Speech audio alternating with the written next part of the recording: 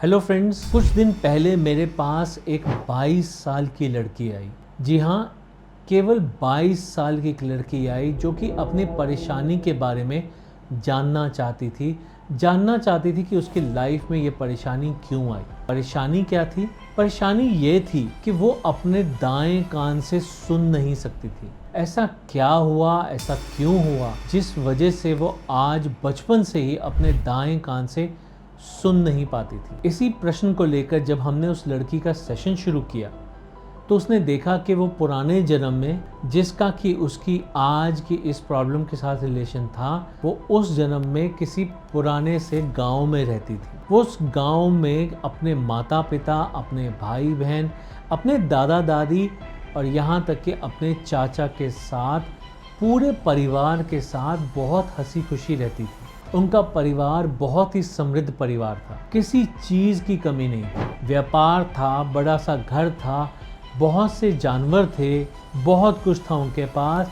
जिस जिस चीज़ की भी कल्पना की जा सकती है, हर वो चीज़ थी उनके पास। वो देखने में सुंदर थी, उसके परिवार में बहुत प्रेम था, उसके माता पिता उससे, उसके भाई बहनों से बहुत प्यार करते थे, उसके दादा दादी उससे बहुत प्यार करते थे। परिवार में सब कुछ बहुत अच्छा था, उसे बहुत प्रेम मिल रहा था, हर उसकी मुराद, हर उसकी ख्वाहिश पूरी की जाती थी।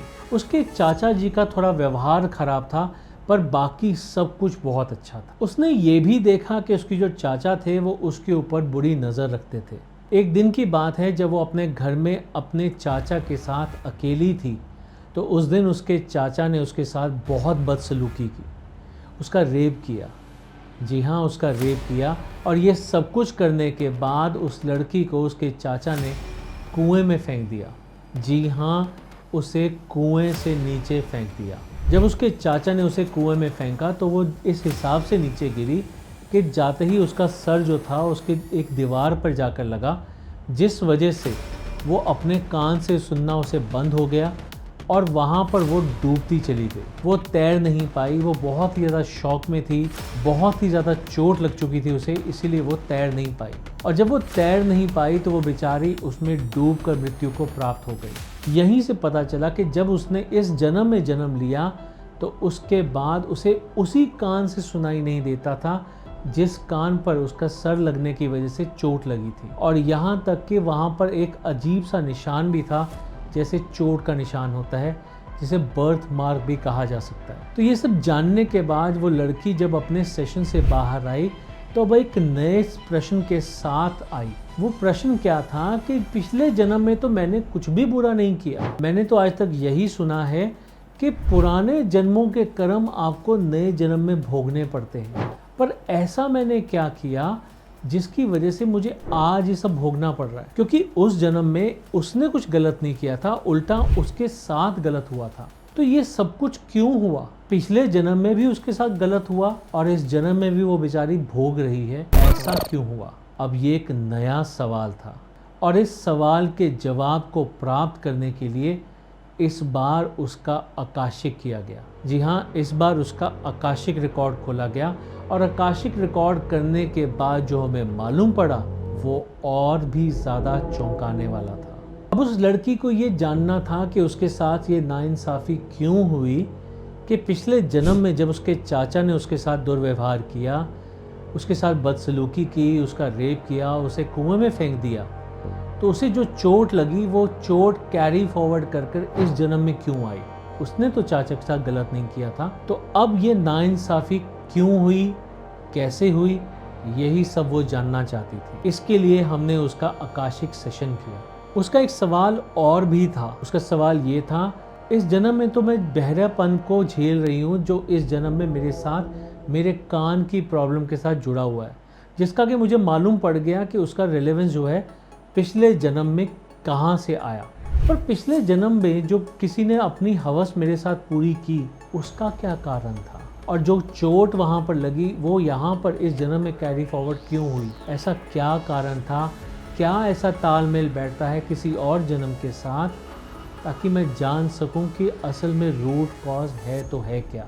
जी हाँ, पूरी इस डिस्कशन के बाद हमने जब उसका आकाशिक किया तो जो आकाशिक रिकॉर्ड खोलने पे हमें मालूम पड़ा वो ये था कि जो जन्म हमने उसका लास्ट देखा था, जिस जन्म में उसके साथ दुर्व्यवहार हुआ था, उससे भी पुराने किसी जन्म में वो एक युवक का जन्म जी चुकी थी।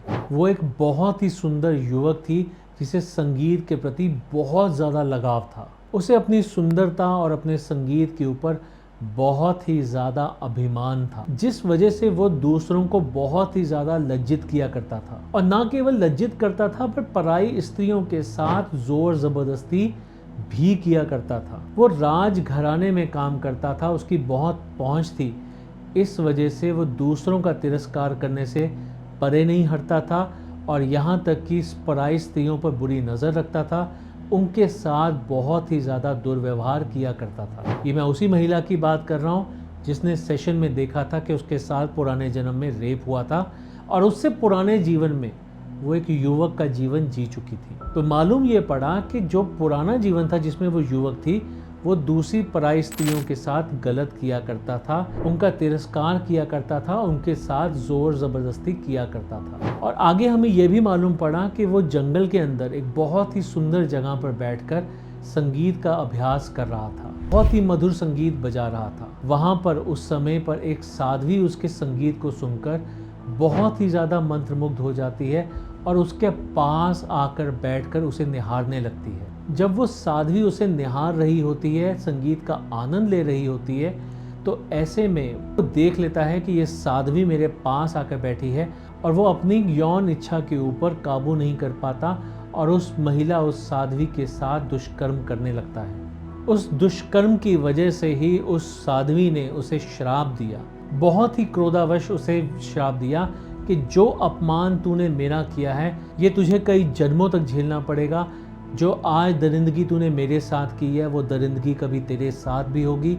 जो गुहार तू आज मेरी नहीं सुन पाया, कल को जाकर तेरी भी गुहार सुनने वाला कोई नहीं होगा। जैसे तुझे मेरी आज दर्द भरी हाहाकार सुनाई नहीं दी, तो कभी तेरे साथ ऐसी परिस्थिति ज़रूर आएगी कि तुझे सही तरीके से सुनाई नहीं देगा। तो इस प्रकार इस महिला के पास लाइफ रिग्रेशन और आकाशिक सेशन से हमें यह मालूम पड़ा कि एक ही जीवन में कितने ही जन्मों के चक्रों को झेलना पड़ सकता है। एक ही जीवन के अंदर एक महिला अपने उस जन्म के कर्मों को भी भोग रही है जिस जन्म में वो एक युवक थी, और उसके बाद एक जन्म ऐसा भी हुआ जिसमें कि वो युवती थी और उसके साथ बहुत ही ज़्यादा गलत हुआ, उसका रेप किया गया और उसके बाद उसे कुएं में फेंक दिया गया। देखिए, उसने कभी युवक होते हुए किसी का रेप किया था, तो इसीलिए उसके साथ पिछले जन्म में रेप हुआ और इसी वजह से उसने जब युवक रहते हुए उस महिला की गुहार नहीं सुनी, तो आज उसके कान के साथ भी ऐसी बनाई है कि आज उसे सही ढंग से सुनाई नहीं देता। इसलिए जब हम एक जीवन जीते हैं तो हमें ये समझना चाहिए कि हम कई जन्मों के कई सारे कर्मों को लेकर अपने साथ आए हैं। कुछ अच्छे कर्म तो कुछ बुरे कर्म। अच्छे कर्मों के बदले में अच्छा मिल रहा है, बुरे कर्मों के बदले में बुरा मिल रहा है। इसलिए ये जीवन चक्र जो है वो कहीं ना कहीं उस भूल भुलैया का नाम है जिसमें कि हम पुराने किए हुए कर्मों को भूल चुके हैं पर आज उन्हें भुगतने आए हैं। चाहे वो गलती पुरानी हो, चाहे वो गलती आज की हो, हमें भुगतनी पड़ेगी। इसलिए कोशिश कीजिए कि चाहे आप आज भुगत रहे हैं या नहीं भुगत रहे, अपनी माफ़ी प्रार्थना शुरू कीजिए ताकि जो भी कर्म आज तक आप झेल चुके हैं वो तो झेल चुके हैं, आने वाले कर्म कम से कम प्रभाव लाएं और साथ ही साथ आपको वो सद्बुद्धि दें कि आप अपने कर्म अच्छे से अच्छे रख पाएँ। आप सबसे मेरा आग्रह है कि जितना हो सके माफ़ी प्रार्थना करें और अपने जीवन को सफल बनाने में योगदान दें। आज का वीडियो यहीं तक। मैं उम्मीद करता हूँ ये वीडियो आपके बहुत काम आया होगा और कर्मों के सिद्धांत को समझने में आपको बहुत सहायक होगा। So thank you very much for going through this video. Stay happy, stay blessed, stay safe. Have a nice day ahead. Take care. Goodbye.